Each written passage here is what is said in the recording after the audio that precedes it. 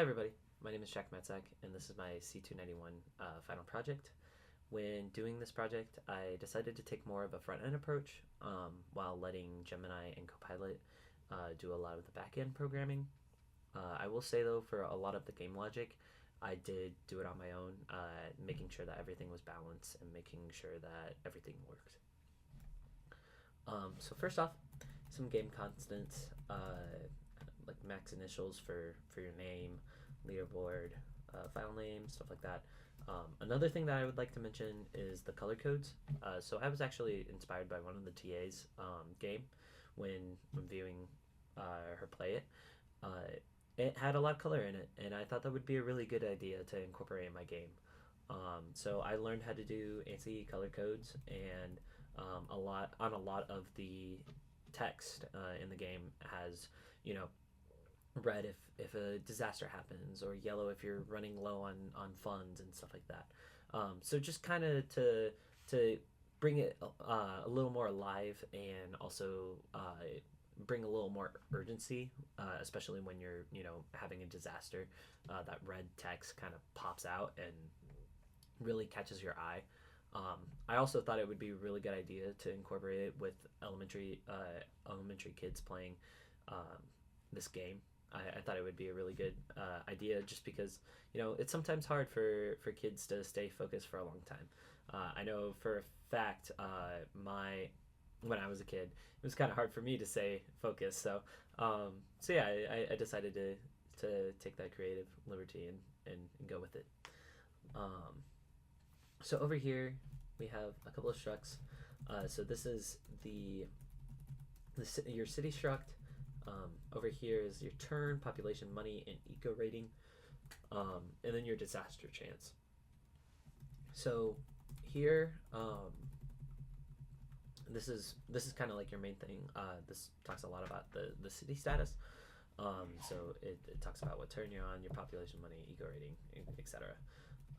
Down here we have represents a single entry in the leaderboard. So down here is a lot of the leaderboard structs, and then over here is the option struct. So each round you have 5 options. They are fixed, but uh, they have population change, money change, eco change, and they have a description, and those are all located in the struct. Um, and we'll see it later. But yeah, then over here is a lot of the game logic and turn logic. Like I said, um, I used a little more Gemini here, especially just with you know uh, letting me focus more on the front end and stuff like that. So over here is the turn options. So right here, as you can see, there's an electric bus line. It has pop change, 100, money cost minus 200, and eco change 20. And then so on with all the other options. I will say, um, the initial. Oh, I think I forgot to change this comment real quick. Um,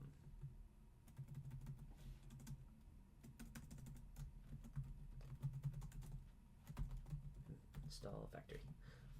So as you can see, actually, that was originally installing like a home or a neighborhood, but now I decided to install a factory.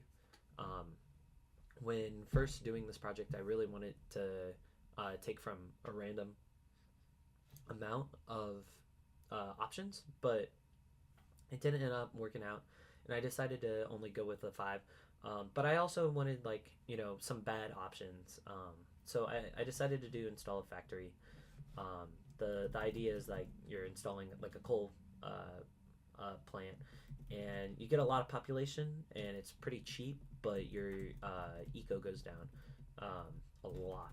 So this one is the only negative eco change, and like I said, even though it makes your population and it's cheap, or go up and it's cheap, the eco change does go down a lot, which later on I'll show. really affects your disaster chance. When your eco change or when your eco rating is down, the lower it is, the more the chance of a natural disaster becomes. So based on that, you could be at 100% eco change, and then or eco quality, and when you choose this option, it could give you a lot of people for cheap, but then you have a less or you have a more likely chance of getting a natural disaster and losing those people. So it's a little bit of a gamble. I personally don't like using it a lot just because it's bad for the environment and stuff like that. But also it's like I said, really easy if you keep doing it to get a natural disaster. And then here's some other ones. So large city park, and then skip turn. So this is one of the things that I really wanted to work on. Um, uh, the original program didn't have a skip turn, and I thought that would be kind of bad because you know sometimes you don't want to waste your money or you don't want to make your population go down. So I thought skipping your turn would be a really good idea to implement, and it actually was pretty simple to do. So over here, as you can see, there's only like it only does zero for the population change, money cost, and eco change. So yeah, it was pretty easy to manage. And then over here, this is just checking if your choice is valid.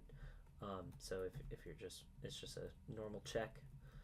Um, and then over here is the fun facts.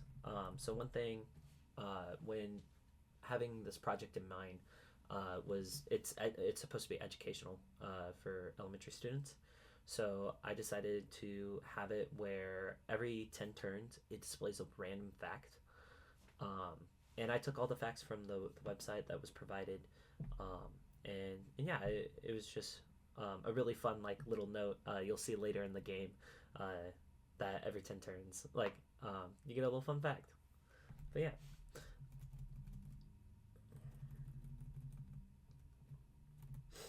so here's a lot of the game logic. Like I said earlier, a lot of the game logic was coded by Gemini and Copilot, but uh, a lot of the front end was more done so by me. And then here's your turn. So it's just printing the UI for your turn, and here's it. Here's it applying the turn and everything, and then actually applying the changes. And then here's your eco rating app or cap. Sorry. So it's just kind of a check if it's going over 100. It changes it back to 100, and if it goes under zero, it goes to zero. Um, so here is the money system right here. So this is your passive income based on population. So it's just a tenth of your population you get per turn. And then here is your passive cost on your eco rating. I forgot to mention this earlier. Your passive cost is actually also based on your eco rating, and it just prints your eco maintenance cost. So, like I said, if your eco rating is really down, if it's like 30%, you're gonna get a lot of maintenance cost. Um, and then there's also a check that if it goes below zero, it sets money to zero, and it just says ran out of funds. And then over here is the disaster chance. So right here is the base chance, and then it is 0.1 plus your city turn times 0.5. So basically, whenever Oh, and then right here is also the eco penalty. Um, but I always make sure that it's over 0.1, and it never makes sure, or it makes sure it never goes over 50%, just because, you know, if you're getting 100% disaster chance, that kind of sucks. Um, so those are just kind of the caps. Um, and then this is actually the disaster, like how you handle it. So as you can see right here and a lot of other stuff, I used like right here, ANSI color yellow, ANSI color reset. Um, that was all me doing that, and it was a really nice thing to learn how to do. It was pretty fun. Um, but yeah, so right here is the actual disaster type. So it takes from three different types, and then it basically takes your population and your money loss, and it just prints it out. Um, and then it resets the chance to 0.5. And then if the disaster doesn't happen, it also prints out no disaster this turn. This is also just a check seeing if the city population goes to 1 or below 1. Make it just set to 0.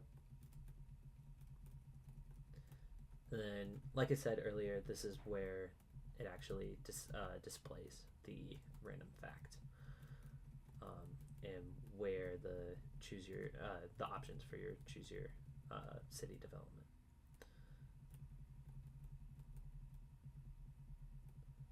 Right here is a lot of game logic, applying the player's choice, applying passive effects, handling disasters, advance the turn, stuff like that.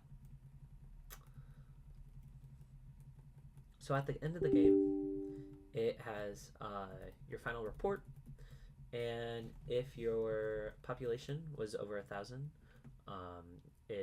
it prints out congratulations, your population exceeded the goal, and and then it also prints your money, and it writes it dynamically to the leaderboard. And if you get defeated, if you don't hit the 1,000 population mark, it says defeat, your population dropped to 0, your city failed, or you ran out of turns and did not reach the population goal. Over here is a lot of the dynamic leaderboard functions. So here's it cleaning up the leaderboard and then allocating the initial memory.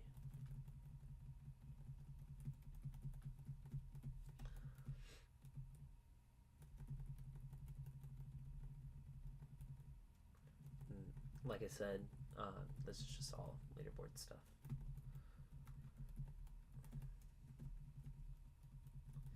Right here, though, is displaying the leaderboard. So if you have an option at the very beginning to 1, play the game, 2, view the leaderboard, or 3, exit. If you do that, it prints out, or if you press number 2, it takes you to this, where this is the Eco City leaderboard, and then it also just prints out all of them. All the leaders.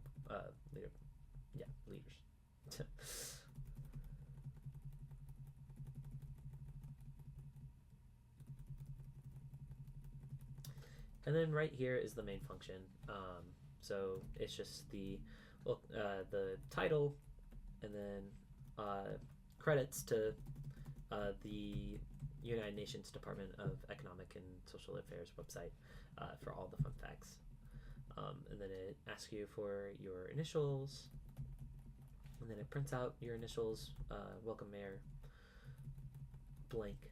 And then, like I said earlier, here is the start new game, view leaderboard, exit options, and then here's the actual logic going into your choice for that.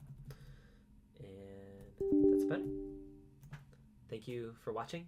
I will now send it over to this really cool fellow that will actually go through the game.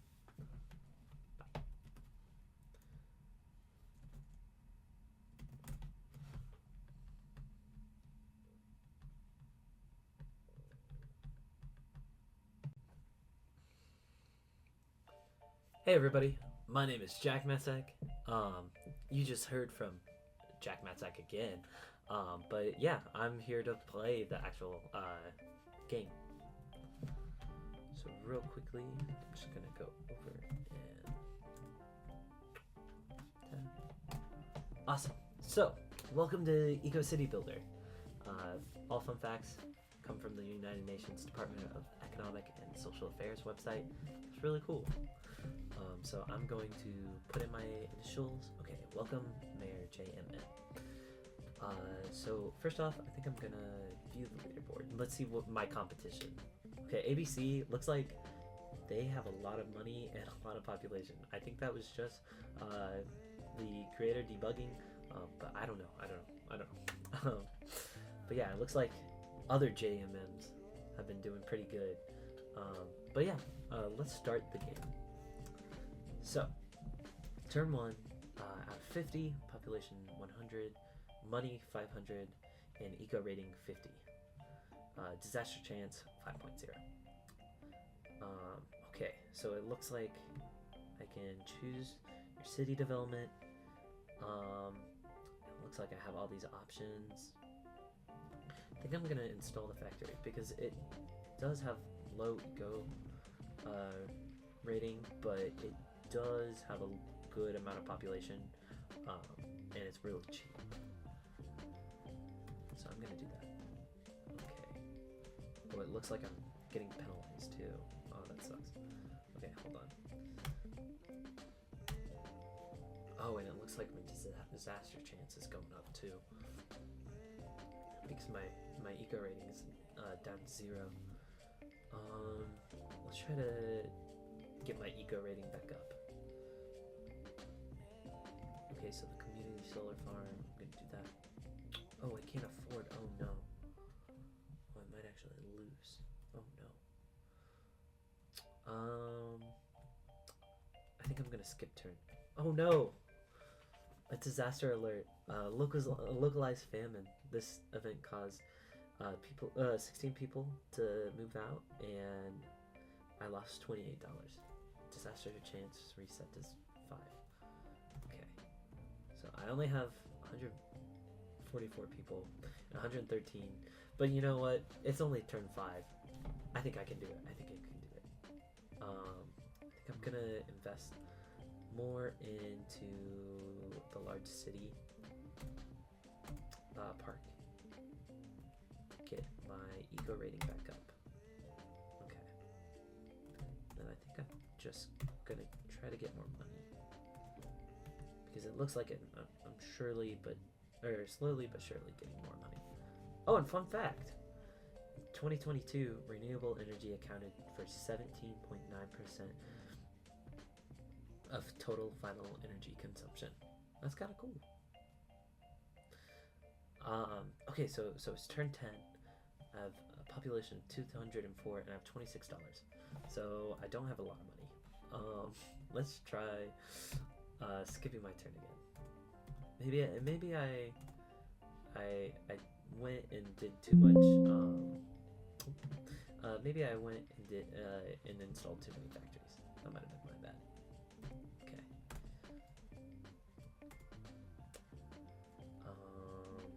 Okay, I still don't have enough. Maybe. Hold on. Oh no! I lost $7. Oh, that's so bad. Oh no! Again!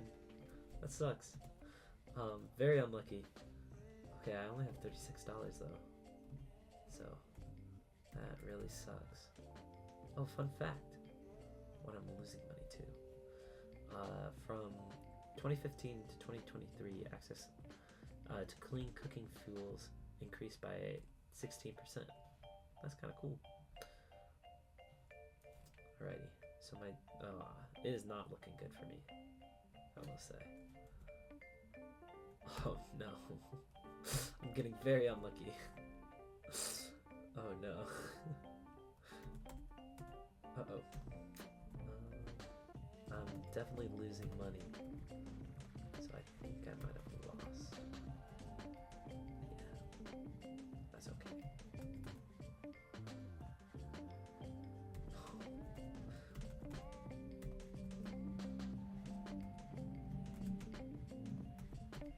I keep getting a lot of disasters. Looks like a localized famine. At least I'm not losing any money. I don't have any money. But yeah. Okay. Oh my gosh, another disaster alert. Probably because I can't do anything, and my eco rating is down to 0% now. That really sucks. Okay.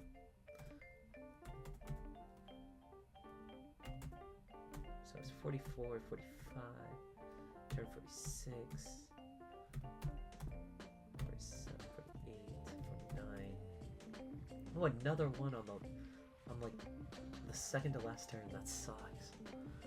Okay, so I really lost a lot of people. At least I was making a little bit of money back there. But I was losing double the amount. Kind of sucks. So fun fact, in 2022, renewable energy accounted for 17.9% of total final energy consumption. That's kind of cool. Okay. I guess I can't do anything. Oh, I ran out of turns and did not reach the goal of 1,000. That kind of sucks. So let's look at the leaderboard. So it looks like I didn't win. So it didn't add me. But you know, next time, maybe next time. But yeah, thank you so much for watching my video. I hope you really liked it. But yeah, thank you so much.